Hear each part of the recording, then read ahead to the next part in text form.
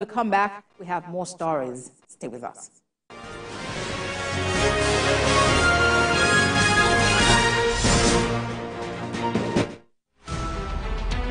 Every major news story is with many perspectives and layered with different levels of impact.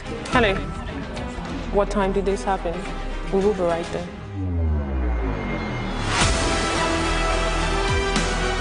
At TVC News, we follow the big and major news, gathering the facts, witnessing the outcome.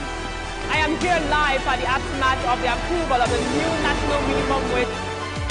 We are TV Station of the Year, not just for breaking news, but for being first, fair and accurate. TVC News.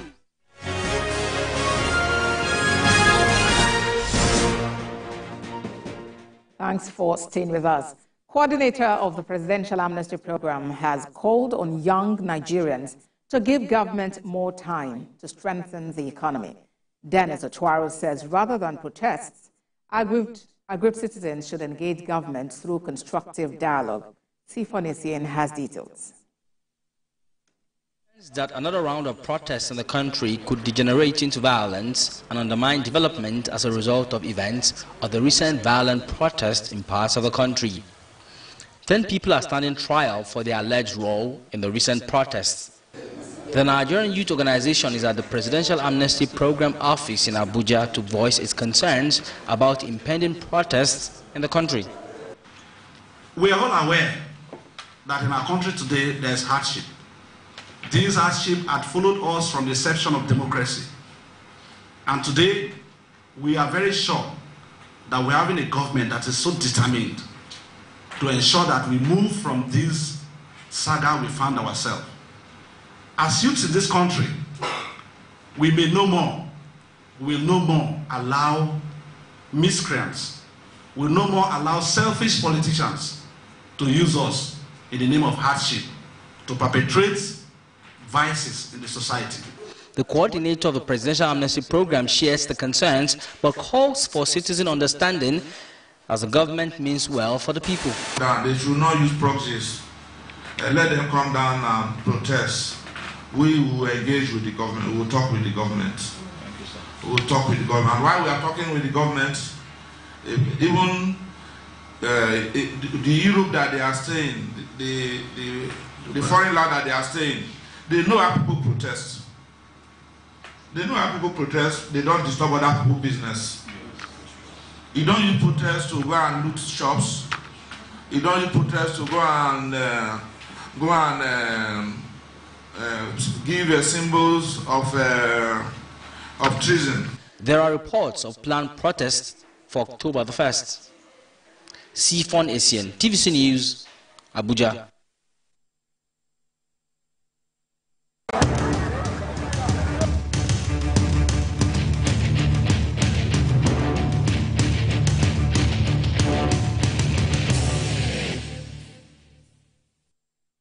Now to our coverage of the flood in Maiduguri.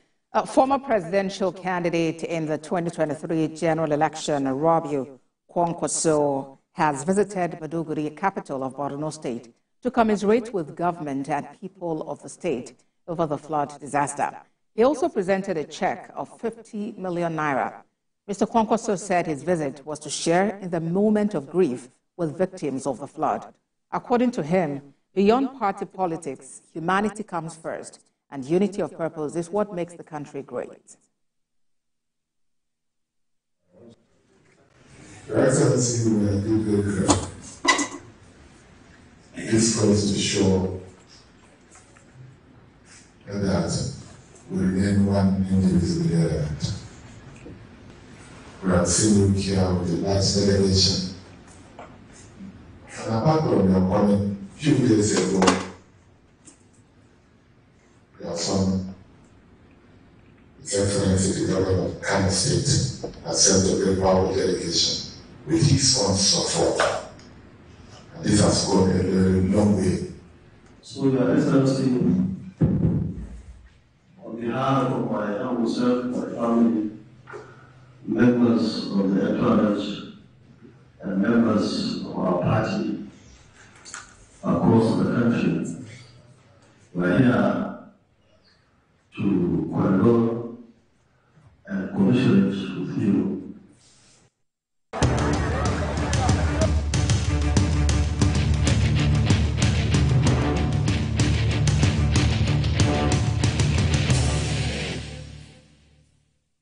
Let's turn attention to Kwara State, where some residents of Bode Saadu community in Moro local government area are now displaced and currently counting the losses after a flooding incident on Wednesday evening.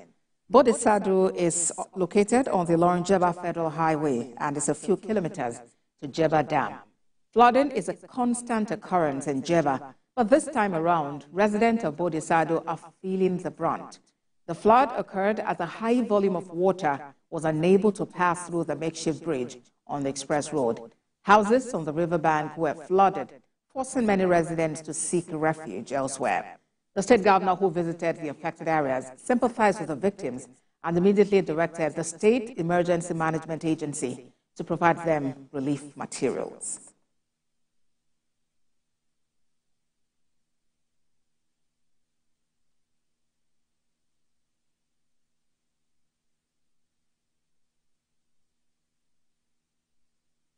Education now. Students interested in studying at colleges in the United States have experienced a one-on-one interaction with international admissions officers from 50 leading American universities. Senior correspondent Sharon Ijason was at the 2024 Education USA Fair in Lagos and has details in this report. Students who are interested in furthering their education in colleges in the United States of America had a real-time experience about several education packages offered by universities in America.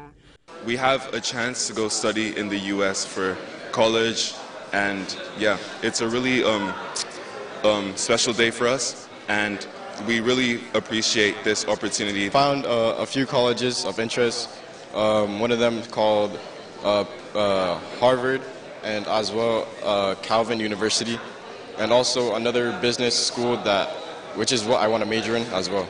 The U.S. Consular General in Lagos said the 2024 Education USA Fair facilitated direct interactions for prospective students with international admission officers from 50 leading U.S. colleges and universities, including Harvard University, Columbia University, the George Washington University, and Spelman College. It really forms the foundation of our partnership with Nigeria and the United States, and we're just so excited to have this fair. We do it every year. Every year the number of colleges and institutions goes up. I think we have 7 or 8 brand new universities that have not been to Nigeria before here today. It's just a really exciting time.